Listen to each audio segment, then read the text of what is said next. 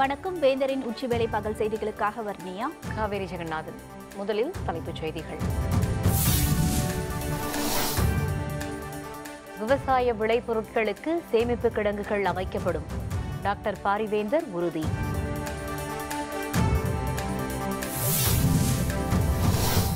கிராம மக்களுக்கு குடிநீர் வழங்க உரிய நடவடிக்கை எடுக்கப்படும்.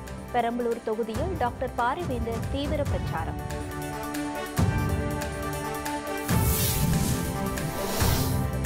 வேட்புமனு தாக்கலுக்கு இன்று கடைசி நாள். மனுக்கள் மீது நாளை பரிசீலனை.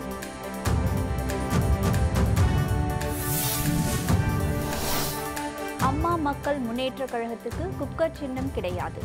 உச்சநீதிமன்றம் திட்டவட்டம்.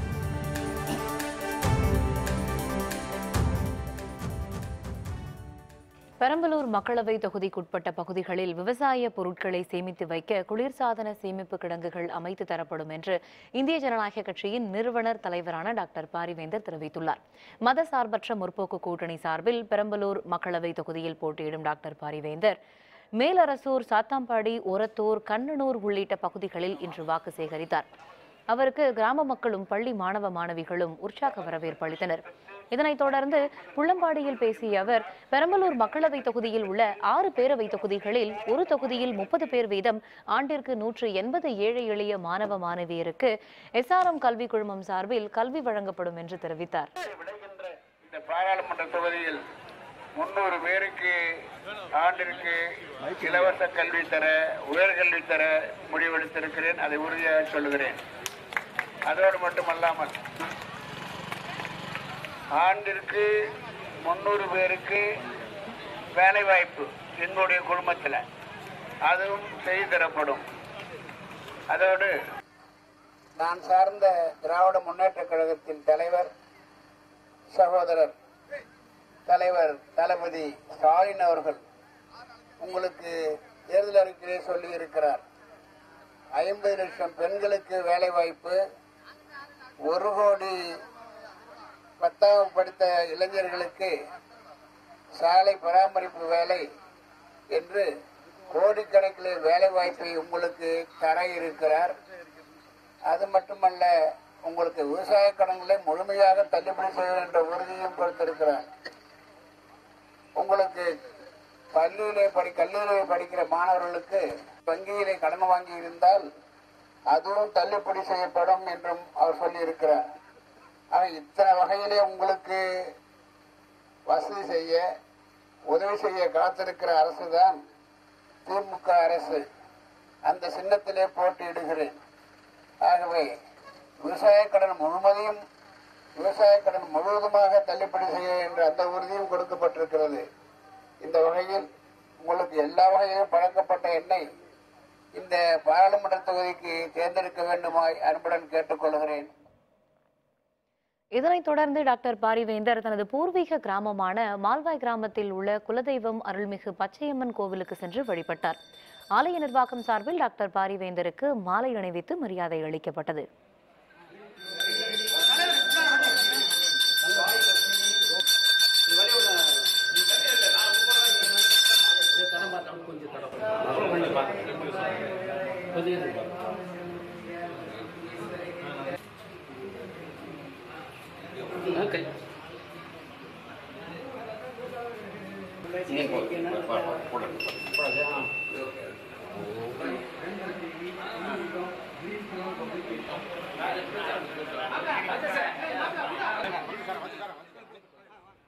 பின்னர் மால்வாய் கிராம மக்களிடையே பேசிய டாக்டர் பாரிவேந்தர், மக்களவை உறுப்பினருக்கு வழங்கப்படும் நிதியில் முதல் பணியாக கிராம மக்களுக்கு குடிநீர் வழங்க ஏற்பாடு செய்யப்படும் என்று கூறினார்.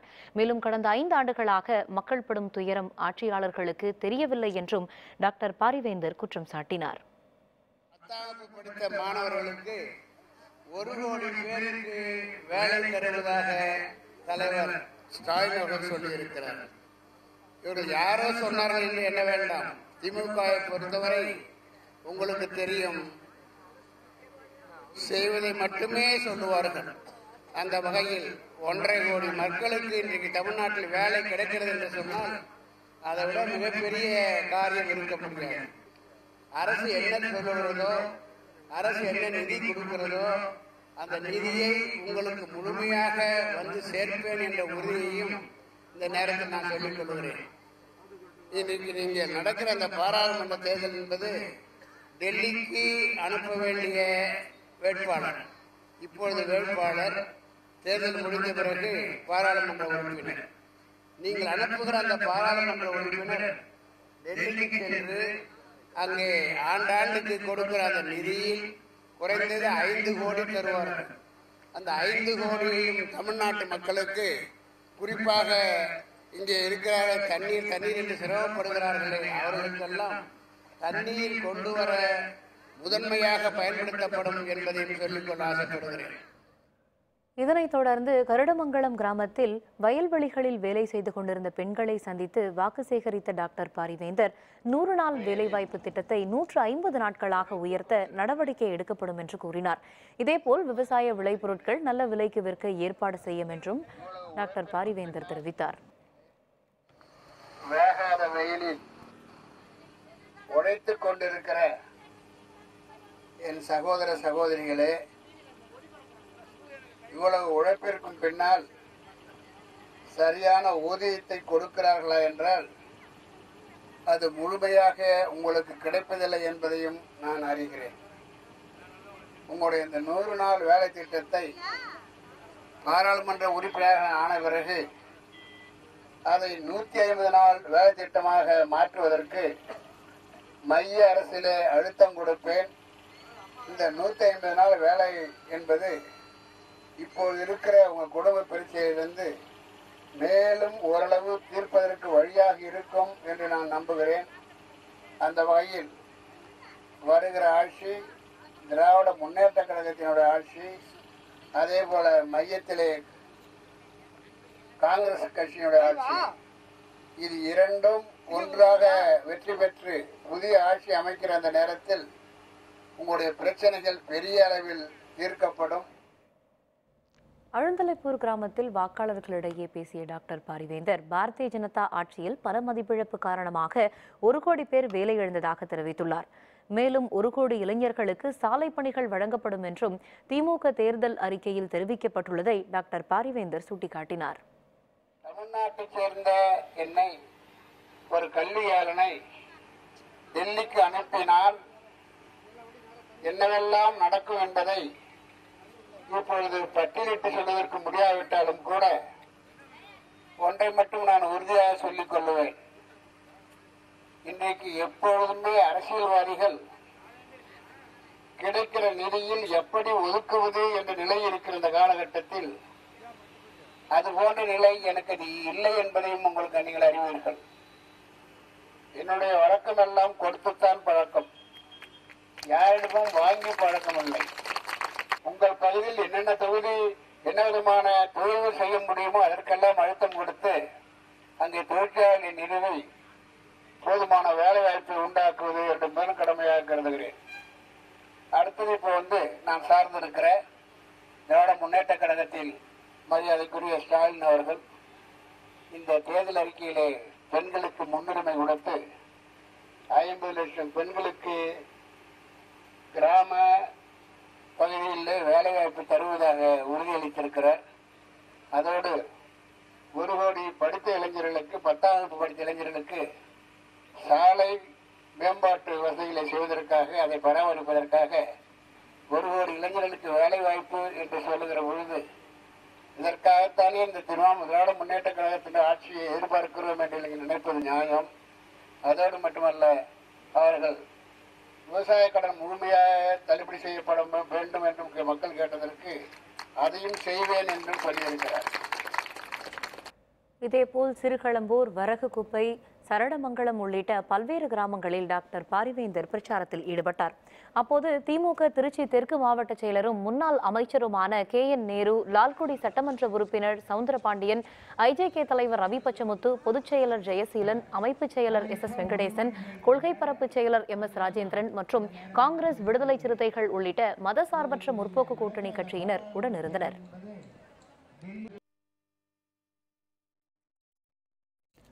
மக்களவை மற்றும் சட்டப்பேரவை இடைத்தேர்தலில் வேட்புமனு தாக்கல் செய்ய இன்று கடைசி நாள் என்பதால் பல்வேறு கட்சிகளைச் சேர்ந்த அனைத்து வேட்பாளர்களும் இன்று மனு தாக்கல் செய்ய உள்ளனர். இன்று மாலை 3 மணியுடன் வேட்புமனு தாக்கல் நிறைவடைகிறது. இது பற்றிய விரிவான தகவல்களை தருகிறார் நமது செய்தியாளர் பிரகாஷ். வருகிற நாடாளுமன்ற தேர்தலில் போட்டியிடுவதற்கான வேட்புமனு தாக்கல் இன்றுடன் நிறைவடைகிறது. இந்தியா முழுவதும் நாடாளுமன்ற தேர்தல் 7 கட்டங்களாக நடைபெறுகிறது. தமிழகம் மற்றும் புதுச்சேரிக்கு வருகிற ஏப்ரல் 18ஆம் தேதி 2ஆம் கட்ட தேர்தலாக நடைபெறுகிறது. இந்த தேர்தலுக்கான வேட்புமனு தாக்கல் கடந்த 19ஆம் தேதி தொடங்கி இன்றுடன் நிறைவடைகிறது. இன்று மாலை 3 மணிகளில் வேட்புமனு தாக்கலானது நிறைவேறுகிறது. ஏற்கனவே அரசியல் கட்சிகள் தங்களுடைய வேட்பாளரை முன்னிறுத்தி அவர்களுக்கான வேட்புமனு தாக்கல் செய்திருக்கிறார்கள். பிரதமர் இருக்கக்கூடிய அரசியல் கட்சிகள் ஏற்கனவே அவர்கள் வேட்புமனு தாக்கல் செய்திருக்கிறார்கள். தொடர்ச்சியாக சுயேட்சை வேட்பாளர்கள் தங்களுடைய வேட்புமனு தாக்கல் செய்து வருகிறார்கள். இந்த நிலையில் இன்று மாலை 3 மணிக்கு இந்த வேட்புமனு தாக்கல் நிறைவு செய்த பிறகு நாளைய தினம் வேட்புமனுக்கான பரிசீலனை நடைபெறும். இந்த பரிசீலனை செய்யும் போது விண்ணப்பித்த அந்த சான்றிதழ்கள் தகுதியற்றது என்றால் அதை தள்ளுபடி செய்யப்படுவார்கள். அதன் தொடர்ச்சியாக வருகிற 29ஆம் தேதி வேட்பாளர்கள் தங்களுடைய வேட்புமனுவை வாபஸ் பெறுவார்கள். வருகிற 29ஆம் தேதி வாபஸ் பெறலாம். அன்றைய தினம் மாலையே தேர்தல் ஆணையம் இந்த இறுதி வேட்பாளர் பட்டியலை வெளியிடுகிறார்கள். அதன் தொடர்ச்சியாக வருகிற ஏப்ரல் 18ஆம் தேதி இந்த தேர்தல் நடைபெறுகிறது. ஏற்கனவே தமிழகத்தில் பொறுத்தவரை நாடாளுமன்ற தேர்தலோடு 18 சட்டமன்ற இடைத்தேர்தலும் நடைபெறுகிறது. எனவே இந்த தேர்தலும் இணைந்து இந்த வேட்புமனு தாக்கல் நடைபெற்றது என்பது குறிப்பிடத்தக்கது.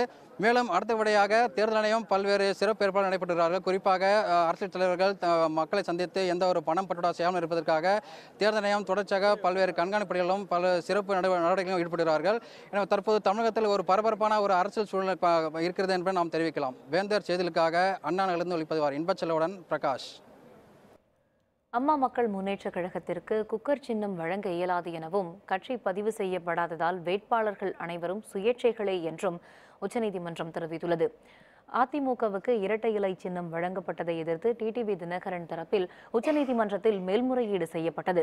இந்த வழக்கு இன்று விசாரணைக்கு வந்தபோது அமமுக பதிவு செய்யப்பட்ட கட்சியா என நீதிபதிகள் கேள்வி எழுப்பினர். இதற்கு பதிலளித்த டிடிவி தரப்பு வழக்கறிஞர் அமமுகவை இன்றே பதிவு செய்ய தயார் என்றும் குக்கர் சின்னத்தை வழங்க உத்தரவிடுமாறும் கூறினார். இதனிடையே கட்சியை பதிவு செய்த 30 நாட்களுக்கு பிறகுதான் சின்னம் வழங்க முடியும் என்று தேர்தல் ஆணையம் சார்பில் தெரிவிக்கப்பட்டது. மேலும் அங்கீகரிக்கப்பட்ட கட்சிக்கு மட்டுமே பொது சின்னம் வழங்க முடியும் என்றும் சட்டத்தை மீற முடியாது என்றும் தேர்தல் ஆணையம் திட்டவட்டமாக தெரிவித்துவிட்டது. இதனைத் தொடர்ந்து டிடிவி தினகரனின் கோரிக்கையை உச்சநீதிமன்றம் நிராகரித்துவிட்டது. இன்னைக்கு இருக்கிற ஒரு டைம் லிமிட்டுக்குள்ளார இன்னைக்கு நாங்கள் எங்களுக்கு தேவையான ஒரு உத்தரவு, சாதகமான உத்தரவு ஒரு காமன் சிம்பல். அந்த காமன் சிம்பல் எதுவாக இருந்தாலும் ஒரே சின்னம் அப்படிங்கிற அடிப்படையில் நாங்கள் கேட்டோம். அந்த கோரிக்கை ஏற்றுக்கொள்ளப்பட்டு பொதுவான சின்னம் வழங்கப்பட்டது. ஆகவே முழு ஆதரவு அம்மா மக்கள் முன்னேற்ற கழகம் என்னை பொறுத்த வரைக்கும் சரி, சட்ட ரீதியாக சொல்றேன், அவங்க ஆதரவுல இந்த 59 கேண்டிடேட் நிற்பாங்க.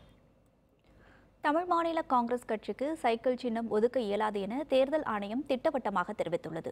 அதிமுக கூட்டணியில் தஞ்சாவூர் தொகுதியில் போட்டியிடும் தமிழ் மாநில காங்கிரஸ் கட்சி சைக்கிள் சின்னத்தை ஒதுக்க தேர்தல் ஆணையத்திற்கு உத்தரவிடக் கோரி சென்னை உயர்நீதிமன்றத்தில் வழக்கு தொடர்ந்தது. இந்த வழக்கு இன்று விசாரணைக்கு வந்தபோது ஒரு தொகுதிக்கு மேல் போட்டியிட வேண்டும் என்ற தேர்தல் ஆணைய நிபந்தனைக்கு தடை விதிக்க இயலாது என உயர்நீதிமன்றம் தெரிவித்துள்ளது. 2 தொகுதியில் போட்டியிடுவதாக கூறி தமிழ் மாநில காங்கிரஸ் கட்சி சைக்கிள் சின்னம் பெற்ற நிலையில் ஒரு தொகுதியில் மட்டுமே போட்டியிடுவதால் அதனை பயன்படுத்த முடியாது என்றும் தேர்தல் ஆணையம் உயர்நீதிமன்றத்தில் கூறியுள்ளது.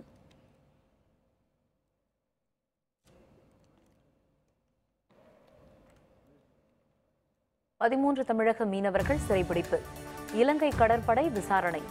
விவரம் விளம்பர இடைவேளைக்கு பிறகு.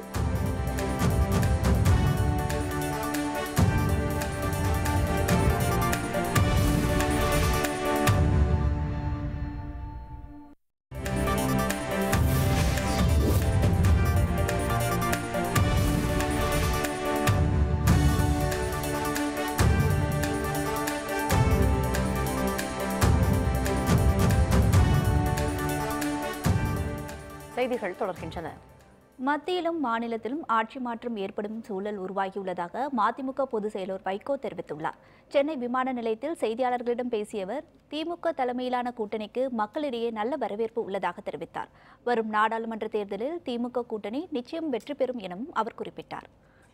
18 தொகுதி சட்டமன்ற இடைத்தேர்தல்களிலும் திராவிட முன்னேற்ற கழகம் வெற்றி பெறுவதற்கான வாய்ப்பு பிரகாசமாக இருக்கிறது. எனவே மத்தியிலும் ஆட்சி மாற்றம் 2019, மாநிலத்திலும் ஆட்சி மாற்றம் ஏற்படுவதற்கான சூழல் உருவாகி இருக்கிறது. திராவிட முன்னேற்றக் கழகத்தின் ஆட்சி மலர்வதற்கு இந்த தேர்தல் வழிவகை செய்யும் என்று நான் கருதுகிறேன். நெடுந்தீவு அருகே மீன்பிடித்துக் கொண்டிருந்த தமிழக மீனவர்கள் 13 பேரை இலங்கை கடற்படையினர் கைது செய்தனர். ராமநாதபுரம், புதுக்கோட்டை, நாகப்பட்டினம் உள்ளிட்ட மாவட்டங்களில் இருந்து 10,000க்கும் மேலான மீனவர்கள் நேற்று கடலில் மீன்பிடிக்கச் சென்றனர். இன்று காலை நெடுந்தீவு அருகே மீன்பிடித்துக் கொண்டிருந்த 13 மீனவர்களை இலங்கை கடற்படையினர் சிறைபிடித்தனர். 3 படகுகளும் பறிமுதல் செய்யப்பட்டன. இதனைத் தொடர்ந்து காங்கேசன் துறைமுக முகாமிற்கு அழைத்துச் செல்லப்பட்டுள்ள மீனவர்களிடம் தொடர்ந்து விசாரணை நடத்தப்பட்டு வருகிறது.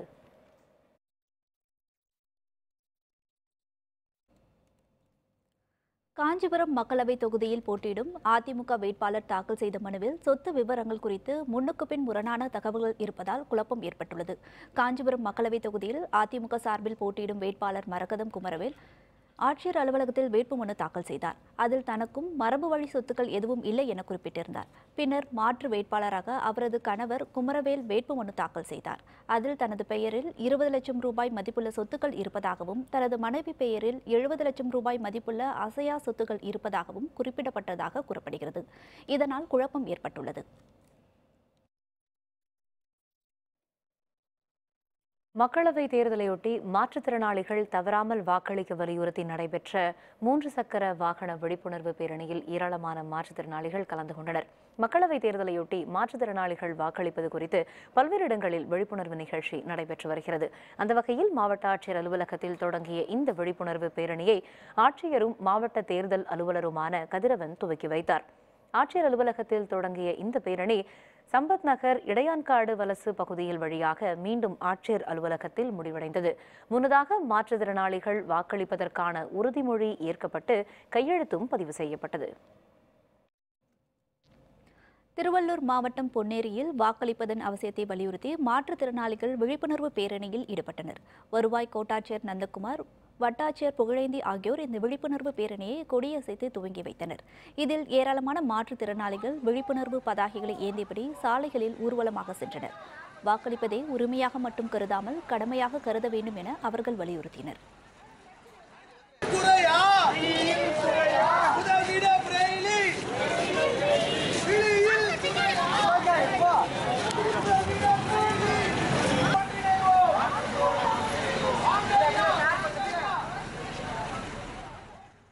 விழுப்புரம் மாவட்டம் கள்ளக்குறிச்சி அருகே 10ஆம் வகுப்பு மாணவி பள்ளி விடுதியில் தூக்கிட்டு தற்கொலை செய்து கொண்டது குறித்து பெற்றோர்களுக்கு தகவல் அளிக்காத பள்ளி நிர்வாகத்தை கண்டித்து பொதுமக்கள் ஆர்ப்பாட்டத்தில் ஈடுபட்டனர். சின்னசேலம் பகுதியில் உள்ள தனியார் பள்ளியில் நூரோலை கிராமத்தைச் சேர்ந்த மாணவி 10ஆம் வகுப்பு படித்து வந்தார். இதனிடையே நேற்று தேர்வு எழுதிவிட்டு வந்த மாணவி விடுதியில் தூக்கிட்டு தற்கொலை செய்து கொண்டுள்ளார். இதுகுறித்து மாணவியின் பெற்றோர்களுக்கு தகவல் அளிக்கவில்லை என்று கூறப்படுகிறது. இதனால் ஆத்திரமடைந்த உறவினர்கள் பள்ளியை முற்றுகையிட்டு மாணவி உயிரிழப்பிற்கான காரணம் குறித்து ஆர்ப்பாட்டத்தில் ஈடுபட்டனர். மாணவியின் உடலை மீட்டு பிரேத பரிசோதனைக்கு அனுப்பி வைத்து போலீசார் விசாரணை மேற்கொண்டுள்ளனர். கடலூர் மாவட்டத்தில் கைலாசநாதர் கோவிலில் சங்காபிஷேகம் வெகு விமர்சையாக நடைபெற்றது. இதில் திரளான பக்தர்கள் கலந்து கொண்டு சுவாமி தரிசனம் செய்தனர். நெல்லிக்குப்பம் பகுதியில் அகிலாண்டேஸ்வரி உடனுரை கைலாசநாதர் திருக்கோவில் அமைந்துள்ளது. இந்த கோவிலின் ஒரு வருட பூர்த்தி வைபவத்தை முன்னிட்டு சங்காபிஷேகம் நடைபெற்றது. இதில் கைலாசநாதருக்கு சிறப்பு அபிஷேக ஆராதனைகள் நடைபெற்றன. இதனைத் தொடர்ந்து உற்சவ மூர்த்திகளுக்கும் அலங்காரம் செய்யப்பட்டு 108 சங்குகளில் புனித நீர் நிரப்பி சிறப்பு பூஜைகள் நடத்தப்பட்டது. பின்னர் அகிலாண்டேஸ்வரி உடனுரை கைலாசநாதர் சங்காபிஷேகம் வெகு விமர்சையாக நடைபெற்றது. இதில் திரளான பக்தர்கள் கலந்து கொண்டு சுவாமி தரிசனம் செய்தனர். அகிலாண்டேஸ்வரி உடனுரை கைலாசநாத சுவாமி ஆலயத்திலே இன்று கும்பாபிஷேக வருடாந்த பூர்த்தி விழா வெகு விமர்சையான முறையில் நடைபெற்றது. சுவாமிக்கு இன்று விசேஷ ஹோமங்களும் அதனைத் தொடர்ந்து 108 சங்காபிஷேக விழாவும் மகா தீபாராதனையும் உற்சவர் மூர்த்தி ஆலய வெளிப்பிரகாரம் வருதலும் அதனைத் தொடர்ந்து மகா தீபாராதனை நடைபெற்றது. IPL தொடரில் லீக் போட்டி டெல்லி அணியுடன் சென்னை சூப்பர் கிங்ஸ் இன்று மோதல். விவரம் விளம்பர இடைவேளைக்கு பிறகு.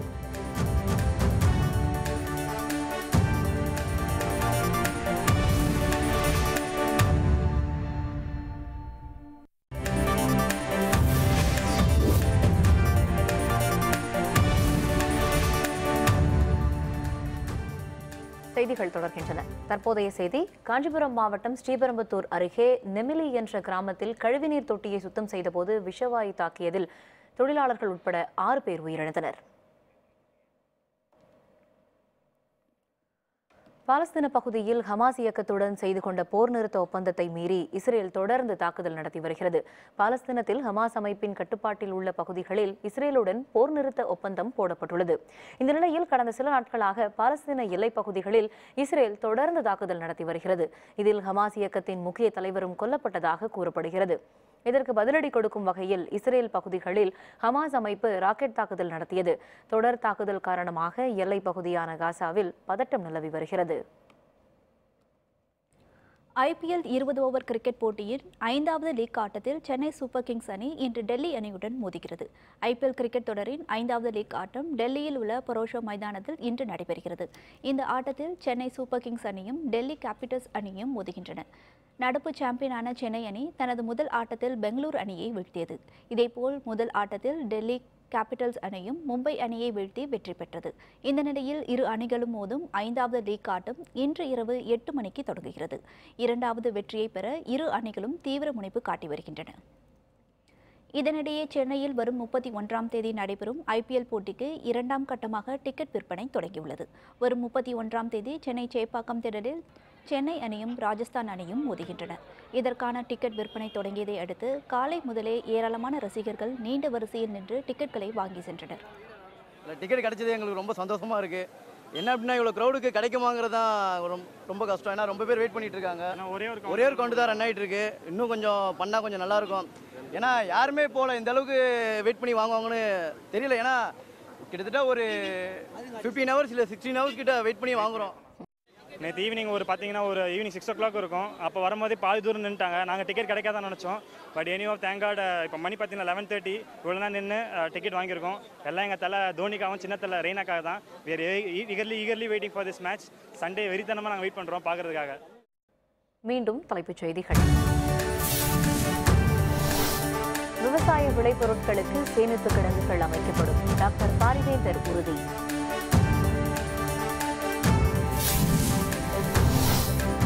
கிராம மக்களுக்கு குடிநீர் வழங்க உரிய நடவடிக்கை எடுக்கப்படும். பெரம்பலூர் தொகுதியில் டாக்டர் பாரிவேந்தர் தீவிர பிரச்சாரம். வேட்புமனு தாக்கலுக்கு இன்று கடைசி நாள். மனுக்கள் மீது நாளை பரிசீலனை. அம்மா மக்கள் முன்னேற்ற கழகத்துக்கு குக்கர் சின்னம் கிடையாது. உச்சநீதிமன்றம் திட்டவட்டம். இத்துடன் வேந்தரின் உச்சிவேளை பகல் செய்திகள் நிறைவடைந்தன. வேந்தர் டிவி செயலியை பதிவிறக்கம் செய்து முக்கிய செய்திகளை நேயர்கள் காணலாம். மீண்டும் மாலை 5:30 மணிக்கு வேந்தரின் தேர்தல் சிறப்பு செய்தியில் சந்திப்போம். வணக்கம்.